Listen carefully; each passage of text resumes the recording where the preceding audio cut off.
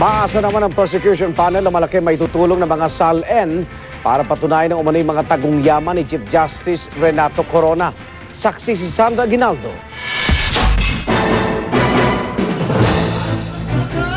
Nagmamadaling umalis ng Senado si Attorney Enriqueta Vidal matapos sumalang sa impeachment proceedings kanina.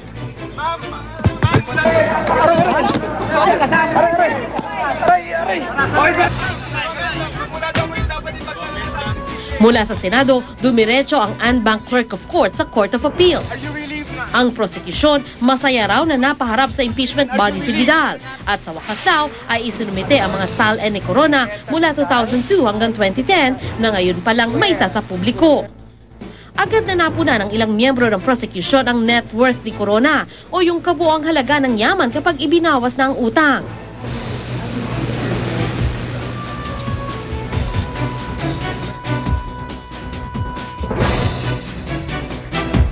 Mahigit 14 million pesos ito noong 2002 nang maging Supreme Court Associate Justice siya. Pero bumaba ito sa mahigit 7 million noong 2003 at 2004. Bahagyang umakyat muli noong 2005, mahigit 8 million. Bago naging 9 million noong 2006, 11 million noong 2007, 12 million noong 2008, 14 million noong 2009 at pumalo ng halos 23 million pesos noong 2010 kung kailan siya itinalagang Chief Justice.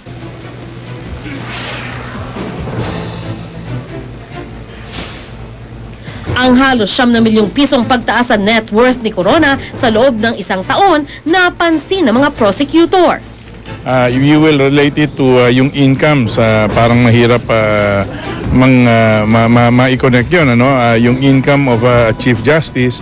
But then, sabi nga niya, he is not a man of ordinary means. So baka meron siyang explanation dyan. Agad din nilang sinuri ang nakadetalyang ari-arian ni Corona sa SALN. Pero ayon kay Representative Neil Tupas Jr., ang mga sinasabi nilang ari-arian daw ni Corona, tila wala sa SALN. Sa SALN ni Corona noong 2010, 5 ang idineklara niyang ari-arian. Isang house and lot sa Quezon City na may fair market value na mahigit 7 million pesos. Condominium unit sa Quezon City na nasa mahigit 900,000 pesos. Condo sa Makati City na nasa 1.2 million pesos. Condo sa Taguig na 2.4 million pesos at isa pang condo sa Taguig na nasa 6.8 million pesos. Wala ang mahigit 14 million peso condo tulad ng presyo daw ng Bellagio condo unit umano ni Corona sa Taguig. Hindi rin daw nakasaad sa 2010 SALN ni Corona ang mga ari-arian umano niya sa McKinley Hill, Spanish Bay sa Bonifacio Ridge, The Column sa Makati City, Burgundy Plaza at La Vista.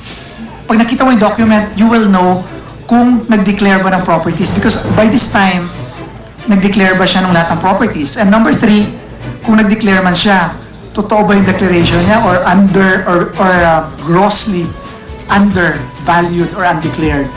Ayon sa prosekusyon, malaki raw ang maitutulong ng mga SALN ni Corona para patunayan ang mga umunay tagong yaman ng punong maestrado. So nagpapasalamat kami sa Senado sa mga tumatayong huwes na nagbigay ng ilaw dito sa kadiliman sa issue na to. Sandra Aguinaldo ang inyong saksi. Naniniwala naman ang defense panel na pabor pa sa kanila ang paglalabas ng mga SALN ni Chief Justice Renato Corona. Saksi si Tina Panginiban Perez.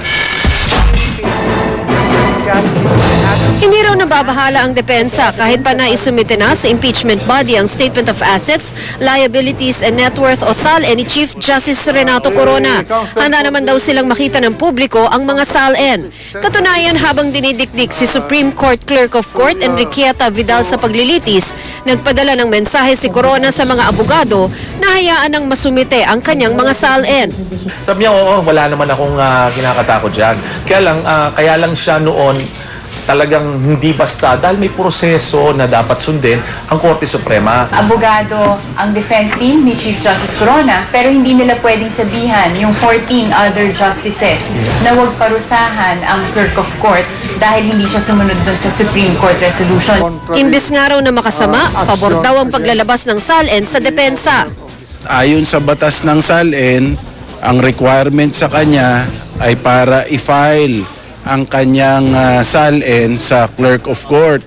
At pinakita nung Clerk of Court yung mga SALN na nakafile doon sa kanyang opisina taon-taon. Minarkahan nga rin namin, ebidensya rin namin eh. Kung yung dokumentong yun ay dokumentong makakasira sa kaso ng akusado, bakit po namin mamarkahan at gagawin naming ebidensya? Kung lalobin na nasa itaas at kami magiging maswerte, baka manalo pa rin kami. Hindi namin alam kung sino ipipresenta nila. Yeah, but we are ready for the cross-examination. Pinanggit din sa media ng depensa ang iba pa nilang plano. Kahit ibinasura na ng Senate Impeachment Court ang hiling ng prosekusyon na ipasabina si Chief Justice Renato Corona, ang misis niyang si Cristina, ang kanilang mga anak at manugang, posible pa rin maging witness sa impeachment trial ang punong mahistrado.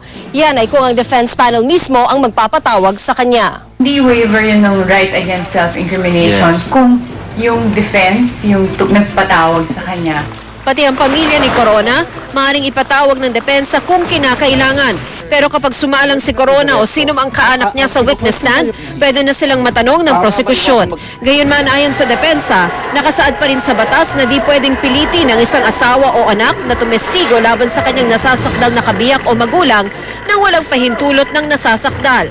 Hindi pa naman pinag-iisipan ng depensa na ipatawag si dating Pangulo at ngayon Pampanga Representative Gloria Macapagal-Arroyo na nagtalaga kay Corona bilang Chief Justice. Pero paano kung ipatawag siya ng prosekusyon? If that will be of any value to us, then we will welcome that kind of a development. Ako si Tina Panganiban Perez, ang inyong saksi. Wala naman daw dapat ipag-alala si Atty. Enriqueta Vidal sa pag-turnover ng mga sala ni Chief Justice Renato Corona sa impeachment body.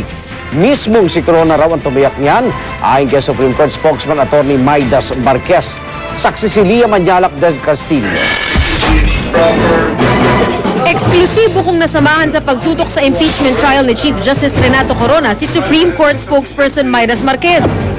Nang dumating ang puntong hinihingi kay Supreme Court Clerk of Court Attorney Enriqueta Esguerra Vidal ang Statement of Assets, Liabilities and Net Worth ni Corona mula 2002, paulit-ulit na sinabi sa akin ni Marquez na wala namang problema kung ibigay ito ni Vidal. Maya-maya pa, lumabas si Marquez para kausapin si Chief Justice Renato Corona bago nagpatawag ng press conference. The Chief Justice has already authorized the release of the SALN, and therefore there's really no big issue about it. No?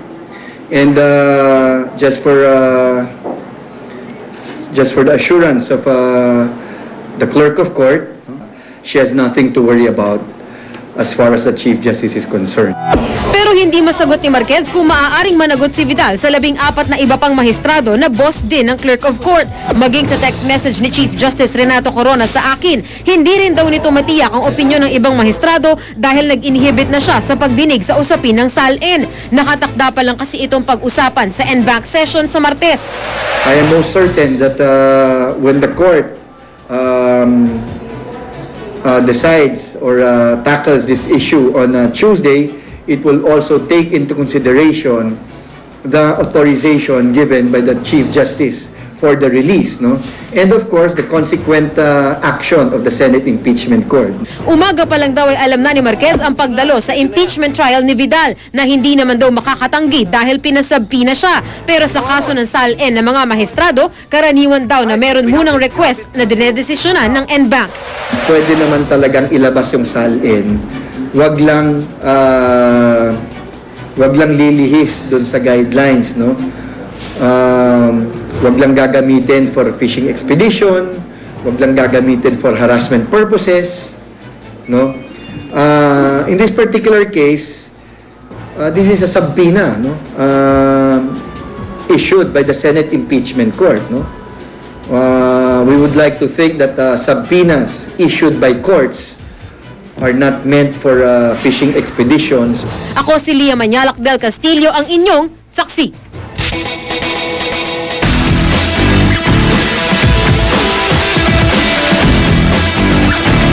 Balik Pilipinas na bukas ang batikang mountaineer na si Romy Garduce matapos makumpleto ang pag-akyat sa pinakamatataas sa bundok sa 7 kontinente sa mundo o yung 7 summits. Ang tuktok ng Vinson Massif ng Antarctica na naakyat niya ngayong Enero lang. Makikita po natin sa kanyang video diary, una sa saksi.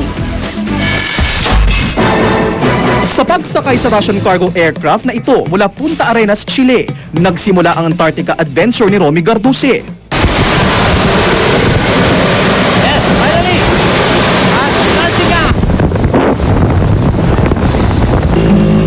8 kilometro mula sa airstrip ang una nilang stopover.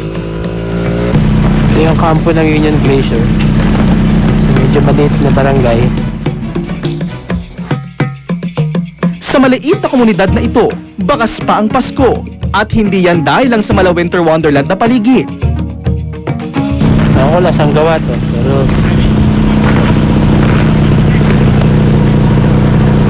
ako'y na may tela. Mula Union Glacier, isa namang mas maliit na eroplano ang sinakyan nila patungong base camp ng Vinson Massif. Hey, Mami. We're now in Vinson Base Camp. Yes! Dito pa lang, tanaw na ang hamon na nag-aantay sa kanila. That's Vinson Summit. Kita from here. Mukhang madali, pero pahirapan tayo nito. Sa loob ng tent, mainit na kape ang isinalubong sa kanila habang inooryenta kanila mga guide. Kasabay ng pagpapalit ng taon ay siya ring pagating ni na Romy sa Camp 1 na may taas na 9,600 feet. Sa pagitan ng mga kampo, kahit simpleng lakad, pahirapan na. Torture. Para sa Pinoy. Pero literal daw na wala nang mas tatayog pa sa hamong maakyat ang matarik na headwall na ito bago ang high camp. Yan na isang team, malakad na. Nakakalula ang taas na dapat napuntahan, kaya kalkulado ang bawat hakbang ni Romy. Si Rick, yung isang teammate namin, medyo nahirapan na naman sa likod. Maingat pati sa paglalatag ng mga lubid dahil dito rin dedepende ang mga kasunod nilang teammate.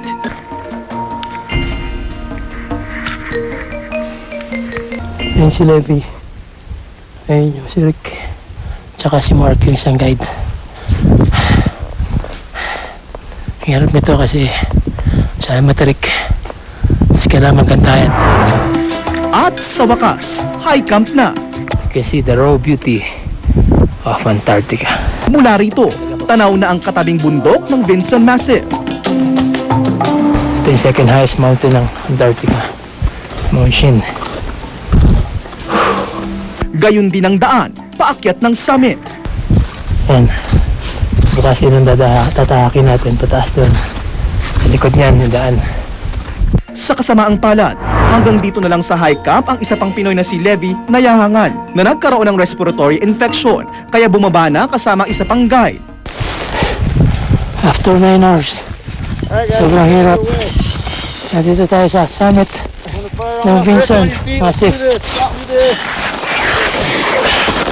Tapos na rin finally yung 7 summits natin. Pati ako tapos na rin. Halatang hirap ng huminga si Romy ilang hakbang bago ang summit pero di pa rin nawala ang kanyang pagiging palabiro. Here we are on the summit of Vinson Massif. Woo! Nice. At sa wakas, narating na rin nila ang tuktok ng Vinson Massif na pinakamataas sa Antarctica sa taas na 16,000 at 67 ng talampakan. Nice job, Romy. Congratulations.